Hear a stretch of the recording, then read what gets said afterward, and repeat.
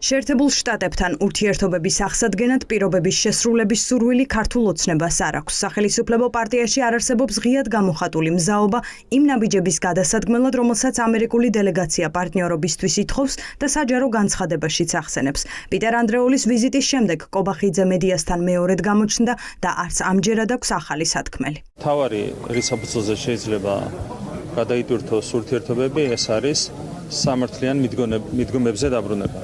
თქვენ იცით, რომ რაც კი რამ გაფუძნდა ქართულ-ამერიკულ ურთიერთობებში გასული წლების განმავლობაში, ყველაფერი გაფუძნდა სწორედ უსამართლო დამოკიდებულების გამო, რასაც ავლენდა წინა ადმინისტრაცია, რაც იყო გაფუძნებული უსამართლობის საფუძველზე, ის შეიძლება გასწორდეს მხოლოდ სამართლიანი მიდგომის დამკვიდრების საფუძველზე.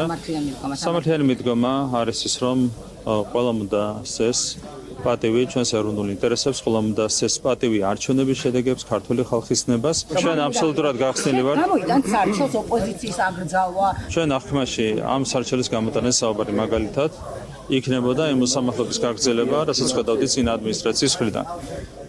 ერთი რომ ყველამ უნდა სცეს პატივი სამართლის უზენაესობას ჩვენს ქვეყანაში.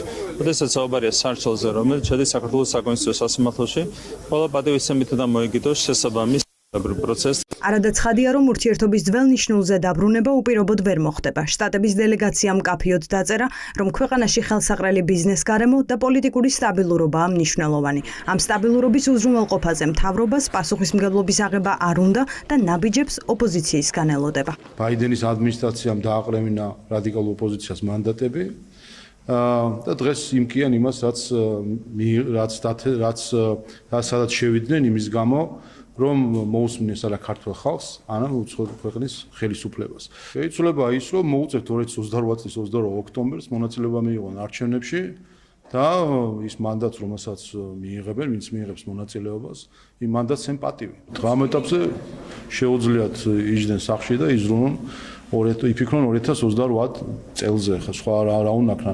ქართული ოცნება ყველაფერს ბაიდენის ადმინისტრაციას აბრალებს. მათ რომ დავუჯეროთ ქვეყანაში არსებული პოლიტიკური კრიზისიც ბაიდენმა გამოიწვია და ურთიერთობების გაწყვეტაც მისი დამსახურებით მოხდა. საინტერესოა, რომ ბაიდენი ტრამპმა წელიწად ნახევარია შეცვალა, თუმცა პოლიტიკა საქართველოსთან არ შეცვლილა. ძალაშია სანქციები და არ აღდგენილა სტრატეგიული პარტნიორობა.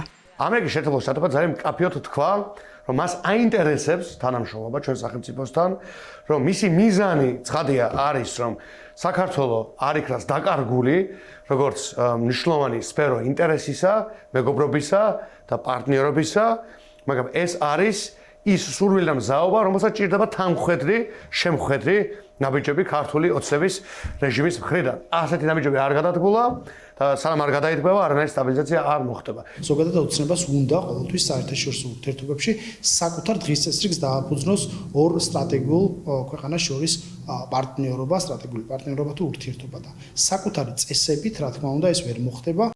ოპოზიციაში ჩამოთვლიან ოცნების გადასადგმელ მთავარ ნაბიჯებს, რაც პოლიტიკურ ვითარებას დაასტაბილურებდა და ქვეყანას სანდო პარტნიორის იმიჯს დაუბრუნებდა. საშინაო დავალება აქვს ოპოზიციასაც, თუმცა ფუნდამენტური პრობლემების გადაჭრის ბერკეტი აქვს მხოლოდ ქართულ ოცნებას. ამერიკისთვის წითელი ხაზია მათ შორის პარტიების აქტივობის დაინიცირება, მათ შორის პოლიტიკური ლიდერების დევნა და ამას ღიად საუბრობენ ყველა ჩვენს კომუნიკაციაში, რომ ამის დასტაბილურება ვერ მოხდება ისე როგორც ქართულ ოცნებას სურს. მით უმეტეს ამერიკის მთავარი ამოცანა იყო სტაბილურობა რეგიონში. სვანაირად ინვესტიციები ვერ შემოვა. აუცილებელია ისეთი გადაწყვეტილებების მიღება, რომელიც მთლიანად მთელი პოლიტიკური სისტემის გადატვირთვას მოიტანს და არ იქნება მხოლოდ მოკლევადიან შედეგებზე გათვლილი და რა თქმა უნდა შეერთებულ შტატებს ეს ძალიან კარგად ესმის და ბუნებრივია რომ ქართულ ოცნებას არ სურს ამ კონკრეტულ რაღაც ნაბიჯებზე საუბარი, იმიტომ რომ ის შეშინებულია. შეშინებულია იმიტომ რომ მან ერთი მხრივ მას სურს ეს თავისი დიქტატურის დამყარების საქმე ბოლომდე მიიყვანოს, ამას ვერ ახერხებს, საქართველოში არ გამოვა, ეხლა ეს მთელი კახეთის გარშემო მოგზაურობდა, მინდა გითხრათ რომ კიდევ უფრო დარწმუნებული ვარო ეს არ გამოვა. შესაბამისად მოუწყევთ კომპრომისებზე წასვლა. პოლიტიკური სტაბილურობა, რომელიც ოპოზიციის ჩართულობას ხელს შეუწყობს. ეს სიტყვები წერია დელეგაციის ღია წერილში, რომელსაც თბილისში სხვადასხვაგვარად კითხულობენ. ზოგისთვის ეს გზავნილია ოპოზიციური ძალებისთვის, ზოგიერთს კი მიაჩნია, რომ აქ ხელისუფლების მისაღები გადაწყვეტილება იგულისხმება. მაგალითად, გაუქმება სარჩელისა, რომლითაც ივანიშვილის პარტია ოპოზიციის აკრძალვას გეგმავს. ოცნების დეპუტატებს ვკითხეთ, შეაჩერებენ თუ არა სარჩელს. საკონსტიტუციო სასამართლო შესაბამისი მტკიცებულებების საფუძველზე უნდა იმსჯელოს და მიიღოს შესაბამისი სამართლიანი გადაწყვეტილება. გარსაგებია, რომ სარჩელი ჩვენია. ეს არის, ასე ვთქვათ, საკონსტიტუციო სასამართლოს პრეროგატივა.